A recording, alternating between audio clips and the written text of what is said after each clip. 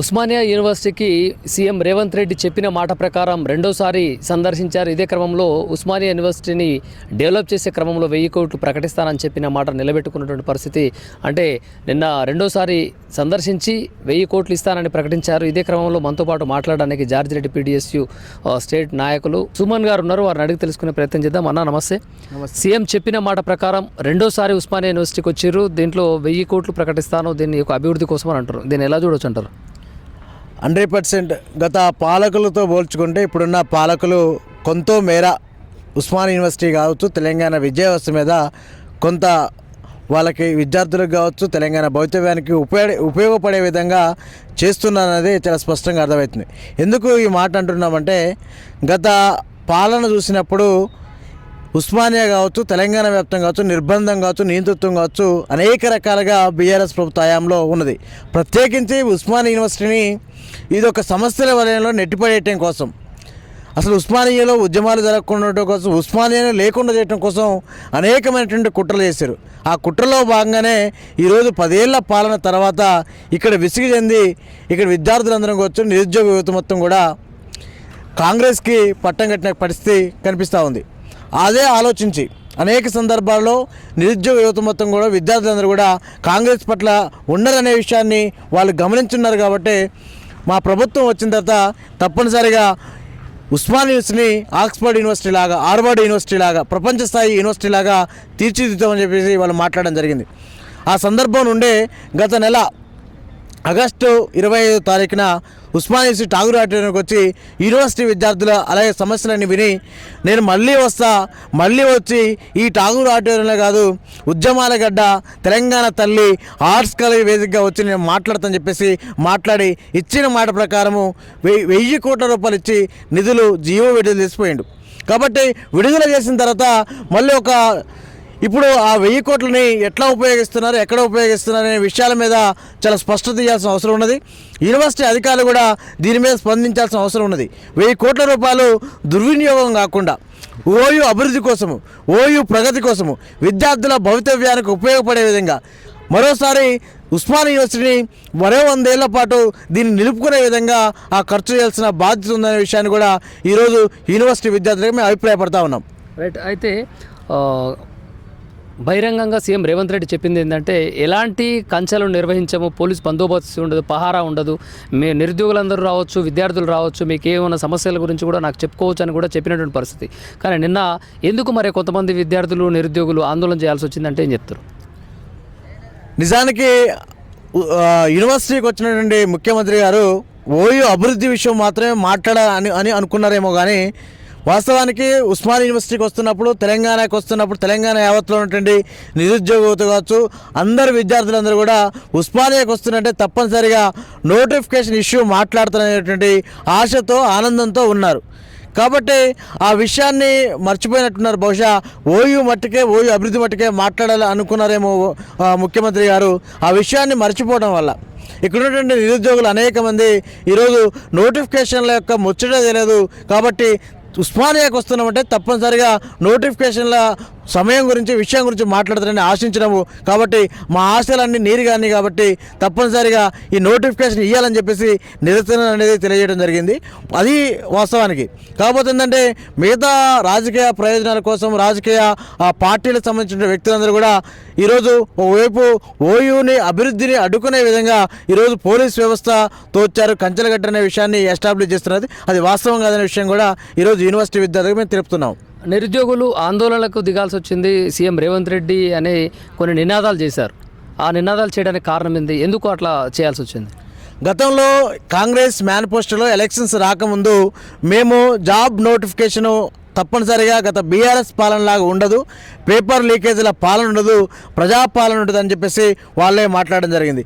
అనేక సందర్భాల్లో అనేక మీటింగ్లలో మాట్లాడుతూ మా వ్యవస్థ, మా పాలన అంతా కూడా ఇట్లా ఉండదని చెప్పేసి మాట్లాడారు. మాట్లాడిన క్రమంలో ఇక నుంచి టీఎస్పీఎస్సీ పేపర్ లీకేజీలు ఉండవు. కాకపోతే ఏంటంటే, ప్రజాపాలన వచ్చిన తర్వాత యూపీఎస్సీ మాదిరి ఏదైతే ఉన్నదో ఆ ప్యాటర్న్ మొత్తం కూడా మేము ఇంప్లిమెంట్ చేస్తాం. ఏ శాఖలో ఎన్నెన్ని ఖాళీలు ఉన్నాయి, ఎక్కడ ఉన్నాయి, నెల నెల ఎంత ఖాళీ అవుతున్నాయి, ఎంతమంది రిటైర్డ్ అవుతున్నారు, కొత్త వాళ్ళు ఎంత జాయిన్ అవుతున్నారు, అన్ని విషయాలు ఆయా శాఖల ముందు బోర్డులో పెట్టి డిస్ప్లే చేసి ఆ తర్వాత ఆ నోటిఫికేషన్ మొత్తం కూడా ఇయర్లీ జాబ్ క్యాలెండర్ వేసి దాంట్లో ఇంప్లిమెంట్ చేసి ఇబ్బంది లేకుండా బరాబర్ ఎట్లేస్తామని చెప్పేసి వాళ్ళు ప్రకటించడం జరిగింది. మాట ప్రకారం వాళ్ళు చేయకుండా దాన్ని మైమర్చిపోయి 2 సంవత్సరాలు అయితే ఉంది, ఇంత మట్టికి జాబ్ క్యాలెండర్ విడుదల చేయలేదు. విడుదల చేయకపోవడం అనేది దుర్మార్గమైన విషయంగా ఈ విద్యార్థులకు మేము అభిప్రాయపడుతున్నాం. కాబట్టి మీరు ఎన్ని చేసినా ఏం చేసినా కానీ జాబ్ నోటిఫికేషన్ అనేది తప్పనిసరిగా ఇవ్వాలి. కాకపోతే అది ఇవ్వకపోవడం అనేది చాలా సమస్య తీవ్రంగా పోతూ ఉన్నది. మరోవైపు గత పాలకులేమో ఉన్న పోస్టులను నమ్ముకున్నారు, పేపర్లు నమ్ముకొని పోస్టులు నమ్ముకొని లక్షల రూపాయలు యూఎస్ నుండి కెనడా నుండి వాడి నుంచి అక్కడి నుంచి ఎక్కడి నుంచి వచ్చి ప్రపంచవ్యాప్తంగా వచ్చి ఈరోజు ఇక్కడ ఎగ్జామ్స్ రాసి పేపర్లు అమ్ముకునే కండిషన్ ఉన్నది. కాకపోతే ఏంటంటే వాళ్ళేం పేపర్లు అమ్ముకున్నారు, వీళ్ళే ఉన్న ఉద్యోగాలను డిస్ప్లే చేసి నోటిఫికేషన్ చేసే కండిషన్స్లో వీళ్ళు లేరు. మాట్లాడితే ఈరోజు డబ్బులు లేవనే విషయాలు మాట్లాడుతున్నారు. కాబట్టి ఏమైనా కానీ మీ ప్రయారిటీస్లో భాగంగా, మీ ప్రభుత్వ ప్రయారిటీస్లో భాగంగా ఉద్యోగులు కావచ్చు, నిరుద్యోగుల విషయంలో కావచ్చు, విద్య కావచ్చు, వైద్యం కావచ్చు, వీటి మీద ఎక్కువగా కేంద్రీకరించాల్సినటువంటి ఆవశ్యకత ఉంది. పనికిరాని అందాల భామల పోటీలు పెడతా ఉన్నారు. ఇంకో అభివృద్ధి పేరు మీద మూసీ నది పేరు పెడుతున్నారు. ఫ్యూచర్ సిటీ మీద వేల కోట్ల రూపాయలు అక్కడ వెచ్చిస్తూ ఉన్నారు. కాబట్టి మనకు ప్రయారిటీస్ ఏమున్నాయో, తెలంగాణ భవితవ్యానికి ఏవి ఉపయోగపడతాయో ఆ విషయాల మీద కేంద్రీకరించాల్సిన అవసరం ఉందని చెప్పేసి యూనివర్సిటీ విద్యార్థిగా అభిప్రాయపడతా ఉన్నాం. అంటే ఇక్కడ జరిగినటువంటి మీటింగ్లో విద్యార్థులు తక్కువగా కనబడ్డారు. మొత్తము సెక్రటరీకి సంబంధించిన స్టాఫ్, ఇక్కడ లెక్చరర్స్, వాళ్ళ స్టాఫ్ మాత్రమే కనబడడం కూడా కొన్ని వార్తలు వినిపిస్తున్నాయి. దీంట్లో వాస్తవం ఎంత? ఎందుకంటే విద్యార్థిగా ఉన్నారు, నిరుద్యోగిగా ఉన్నారు మీరు. అది 100% అవాస్తవము. ఎందుకంటే ఇక్కడ చాలామంది విద్యార్థులు, వేల మంది విద్యార్థులు వచ్చి కూర్చున్నారు. ఇది రాజకీయ ప్రయోజనాల కోసం లేకపోతే కాంగ్రెస్ పార్టీకి వ్యతిరేకంగా ఉండేటోళ్ళు ఇంకొకళ్ళు మాట్లాడిన అవాస్తవాలే తప్ప ఈరోజు వాస్తవానికైతే విద్యార్థులందరూ కూడా ఐడి కార్డులు వేసుకొని మీరందరూ అది విజువల్స్ చూడవచ్చు. యూనివర్సిటీగా మేమున్నాము, ప్రొఫెసర్ కావచ్చు, యూనివర్సిటీ స్టాఫ్ కావచ్చు, నాన్ టీచింగ్ కావచ్చు, ఇట్లా అనేక మంది కూర్చున్నాం తప్ప ప్రత్యేకించి నిజంగా వాస్తవానికి ఒక సీఎం రావాలంటే దానికి సంబంధించినటువంటి ఆ సెక్యూరిటీ రీజన్స్ కావచ్చు, వ్యతిరేక కారణాల వల్ల అనేక మంది ఇక్కడే కాదు ఎక్కడికి పోయినా కూడా సీఎం పక్కన తప్పనిసరిగా 100-200 మంది వాళ్ళ పర్సనల్ సెక్యూరిటీ అనేది తన సంరక్షణ కోసం ఉండాల్సిన బాధ్యత ఉన్నది. అది ఎవరైనా కాదనలేము. కాబట్టి వాళ్ళు మాత్రం వచ్చారు తప్ప ఇంకొకళ్ళు రాలేదు. అది కేవలము రాజకీయ ప్రయోజనాల కోసం లేదా బ్లేమ్ చేయడం కోసం మాత్రమే జరుగుతూ ఉన్నది. కాబట్టి ఓయూ అభివృద్ధిని ఎవరైతే చేస్తారో తెలంగాణ సమాజం వాళ్ళు గుర్తుపెట్టుకుంటుందనే విషయాన్ని ఈరోజు మరొకసారి కూడా గుర్తు చేస్తా ఉన్నాం. ఇక్కడ ఉస్మానియాలో ఉన్నటువంటి లీడర్లను మొత్తం అరెస్ట్ చేపించిందండి. ఇలాంటి సంఖ్యలతోనే ఉద్యమకారులను బంధించి ఈయన ఉస్మానియా యూనివర్సిటీలో ఈయన ఒక పెట్టిన మీటింగ్ అంటారా అండి? అసలు ఎవ్వని ప్రశ్నించకుండా అట్లా ఉద్యమకారులందరినీ అరెస్ట్ చేయించిండు. అదో మీటింగ్ అంటారా? అసలు ఆయన ఒక పిట్టల దూరాల లెక్క మాటలకే ఉండు కానీ ఒక్క వాగ్దానం కానీ నిరూపించుకోడు ఆయన. నిరుద్యోగులు అందరూ ఒక 1000 కళ్ళతో ఎదురు చూసిరండి. గిడికి వచ్చి అన్ని ఉత్తముచ్చట్లు చెప్పుకుంటూ పోయిండు. కనీసం నిరుద్యోగులకు ఒక ఆమెను ఇచ్చిండు, జాబ్ క్యాలెండర్ త్వరలో రిలీజ్ చేస్తా, మీకు ఉద్యోగాలు ఇస్తాని. ఉద్యోగాల పేరు మీద ఈరోజు గద్దెనెక్కి ఈరోజు నిరుద్యోగులని వాళ్ళ ఆశయాలని తిరస్కరిస్తుండండి. ఈయనే ముఖ్యమంత్రి అండి, మాకు అర్థం కాదు. ఈయన మీటింగ్లో ఏం చేయనికే విషయం ఏమంటున్నాడు అంటే, నేను మీలాగానే వచ్చినాయననే, నేను ఎక్కడో చదువుకోలేదు, బయటి దేశాల్లో చదువుకోలేదు, గుంటూరులో చదువుకోలేదు, నేను నల్లమల్ల అడవుల నుంచి వచ్చిన, మీ బాధలని నాకు తెలుసు అని చెప్పేసి కూడా చెప్తున్నటువంటి పరిస్థితి. బాధలన్నీ తెలుసు, ఏం చేసిండు ఆ బాధలు తెలుసు. ఆయనకేం తెలుసు? ఆయన ఈడుంటే తెలుస్తుంది ఆయనకు. ఆయన తల్లిదండ్రులు ఆయన ఒక బ్యాక్గ్రౌండ్ చూసుకున్నట్లయితే అలా ఒక మంచి పెద్ద ఇలాకాలకు బ్రిటిష్ వాళ్ళ కింద పని చేసిరంట. వాళ్ళకి ఇంత వేల ఎకరాల పొలాలు ఇచ్చిరు. పెద్ద ఇలాకాలకు వాళ్ళ తాతలే హెడ్లు అంట. ఆయననే చెప్పుకుండు వాళ్ళకి వేల ఎకరాలు ఉన్నాయి. ఇక్కడ చదువుకున్నటువంటి విద్యార్థులకు మారుమూల గ్రామీణ ప్రాంతాల నుండి వచ్చిరు. వాళ్ళకు తిప్పుకొడితే ఒక ఎకర కూడా ఉండదు వాళ్ళకి. అలాంటి నిరుద్యోగులకు ఈరోజు జాబ్ క్యాలెండర్ కేటాయించకుండా అన్ని పనికిరాని మాటలు చెప్పిపోయిండు. కాగా ఆయన ఎప్పుడో ఒక గంట చెప్పుకుంటూ పోతుండే. ఎవరికి లాభం ఈ మీటింగ్ వల్ల?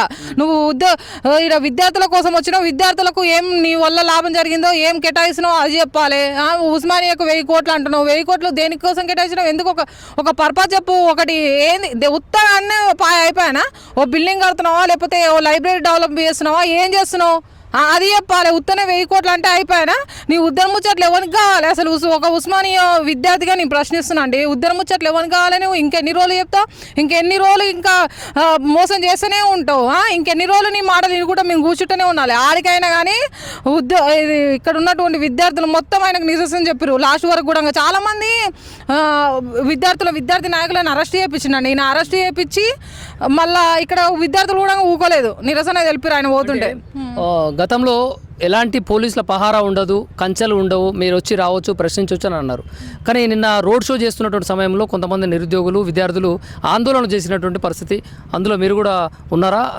ఆందోళన చేయడానికి గల కారణం ఏంది? అసలు వాళ్ళు ఆందోళన అంటే మేము అక్కడ ఉంటే కదా, కనీసం ఒక రేవంత్ రెడ్డి ఆయన వస్తున్నా అన్నాడు. ఆయన వస్తున్నట్టే మాకు వినాలని ఉండదు, ఆయన స్పీచ్ చూడాలని ఉండదా? ఎందుకు భయపడతాడు ఈయన అసలు? కనీసం మమ్మల్ని ముందే పోలీసు వాళ్ళని ఒక్కొక్క తానికి ఒక 20 మందిని పంపిస్తారు తెలుసా? ఎంత ఘోరం! ఆ మొగోళ్ళని పంపిస్తారు, ఒక హెడ్ కానిస్టేబుల్స్ వాళ్ళందరినీ పంపిస్తారండి. వీళ్ళు ఏందండి వీళ్ళు అసలు? ఈయన పాలన అంతా మొత్తం ఒక వరస్ట్ పాలన అయినా చెప్పాలంటే. మిమ్మల్ని అరెస్ట్ చేశారా? చేసిరండి, వాళ్ళు చేసిరు. పొద్దున్న నుండి 4 గంటల వరకు మా రూమ్ కానే హౌస్ అరెస్ట్ అండి. లేడీ కానిస్టేబుల్స్ వచ్చారా లేకుంటే ఎవరు వచ్చారా? జెంట్సే వచ్చారు, కనీసం లేవలేదు. వచ్చి 10 మంది రూమ్ కాడ నిలబడ్డారు. ఎంత గలీజ్ ఉంటుందండి అసలు. వీళ్ళు ఏం చేద్దాం అనుకుంటున్నా ఈ రేవంత్ రెడ్డి. నేను ఒక్కడే చెప్తున్నా బ్రదర్, ఈ రేవంత్ రెడ్డి వల్ల ఏది కాదు. ఇప్పుడు ఇంకా నిరుద్యోగులు కూడా ఎవరు ఊకునేటట్లేడు. ఇక ఈ రేవంత్ రెడ్డి మూల చదువుకొని పాలమూరుకోవాల్సిందే అని నేను చెప్తున్నా అండి, అంతేగా. అంటే నిరుద్యోగుల పక్షాన నిలబడతాము, గతంలో 60,000 ఇచ్చాను అని నియామక పత్రాలు కూడా ఇచ్చారు కదా, అవి ఎవరు ఇచ్చిరండి? అవి గత ప్రభుత్వము నోటిఫికేషన్ వేసి అవి ఫిలప్ చేయడానికి ఈయన పత్రాలు ఇచ్చిండు. ఈయన ఏమైనా సొంతంగా నోటిఫికేషన్ వేసిండు? ఏమైనా ఒక జాబ్ క్యాలెండర్ రిలీజ్ చేసిండు ఈయన ఎందుకు మాట్లాడితే ఈయన మాటలు మొత్తం వరస్ట్ అండి అసలు.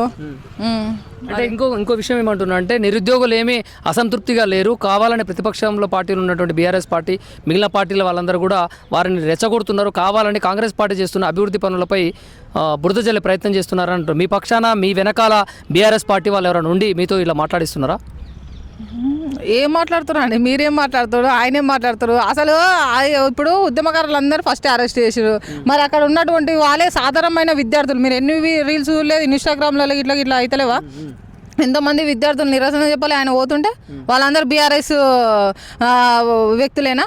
బీఆర్ఎస్ కాదు, ఏఆర్ఎస్ కాదు, ఏ ఒక్క పార్టీతోని ఇక్కడ ఉన్నటువంటి విద్యార్థులకు సంబంధం లేదు.